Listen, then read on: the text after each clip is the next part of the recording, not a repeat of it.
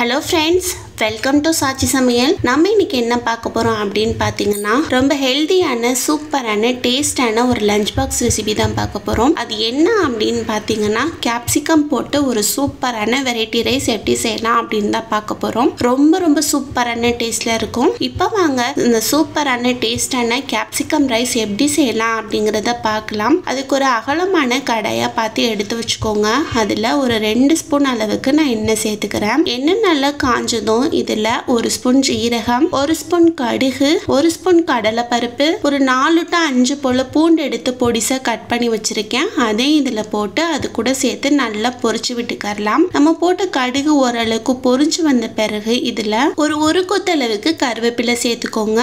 அடுத்ததா ஒரு பெரிய சைஸ் அளவு பெரிய வெங்காயமா எடுத்து நல்ல ஸ்லைஸா கட் பண்ணி வச்சிருக்கேன். அதையும் இதுல போட்டு அது கூட சேர்த்து நல்லா வதக்கி விட்டுக்கலாம். நம்ம போட்ட வெங்காயத்தோட பச்சை வாசனை எல்லாம் போயிட்டு நல்ல ஒரு கண்ணாடி பதம் வர வரைக்கும் இதை வதக்கி விட்டுக்கோங்க. இப்போ பாருங்க, ஒரு 2 to 3 நிமிஷத்துக்கிட்ட ஆயிடுச்சு. நம்ம போட்ட வெங்காயமும் ஓரளவுக்கு நல்லா வதங்கி வந்துருச்சு. இந்த டைம்ல இதுல ஒரு பெரிய சைஸ் அளவு பழுத்த தக்காளி பழமா எடுத்து கட் பண்ணி வச்சிருக்கேன். அதை இதுல சேர்த்துக்கலாம். அடுத்ததா ஒரு மீடியம் சைஸ் அளவு கேப்சிகம் எடுத்து நல்ல நீட்டமா கட் பண்ணி வச்சிருக்கேன். அதை சேர்த்துக்கலாம். அடுத்ததா இதுக்கு தேவையான அளவு உப்பு, இது எல்லாத்தையும் போட்டு நல்லா மிக்ஸ் பண்ணி விட்டுக்கலாம். நம்ம போட்ட தக்காளி ஓரளவுக்கு நல்லா சாஃப்டா வதங்கி வரணும். அதனால ஒரு 2 நிமிஷத்துக்கிட்ட மட்டும் நல்லா மிக்ஸ் பண்ணி விட்டுட்டு மூடி வச்சிருங்க.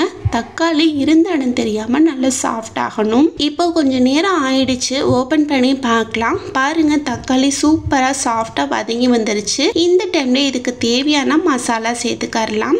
ஒரு ஸ்பூன் அளவுக்கு மஞ்சள் தூள், 1 ஸ்பூன் கரம் மசாலா, 1 ஸ்பூன் மிளகாய் தூள், 1 ஸ்பூன் காஷ்மீரி மிளகாய் தூள், 1 ஸ்பூன் அளவுக்கு குழம்பு மல்லித்தூள். இதுதான் இதுக்கு தேவையான மசாலா. இது எல்லாத்தையும் போட்டு நல்லா மிக்ஸ் பண்ணி விட்டுட்டு நம்ம போட்ட மசாலா எல்லாம் இதுல நல்லா செட் ஆன பிறகு ஒரு சின்ன லெமன் சைஸ் அளவு புளி எடுத்து கரைச்சு வச்சிருக்கேன். அதை எடுத்து இதுல போட்டு அது கூட சேர்த்து நல்லா மிக்ஸ் பண்ணி விட்டுக்கலாம். இப்போ பாருங்க, சூப்பரா மிக்ஸ் ஆகி வந்துருச்சு.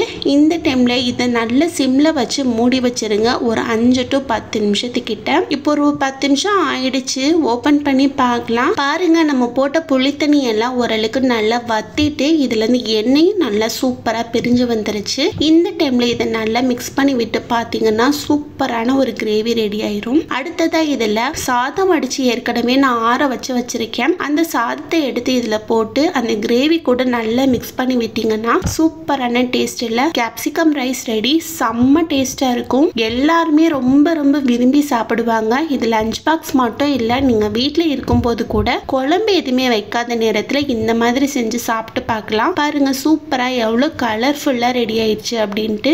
கண்டிப்பா நீங்களும் இந்த மாதிரி ஒரு தடவை செஞ்சு ட்ரை பண்ணி பாருங்க. ட்ரை பண்ணி பார்த்துட்டு எப்படி இருந்தது அப்படிங்கறத கமெண்ட் பாக்ஸ்ல கமெண்ட் பண்ணுங்க.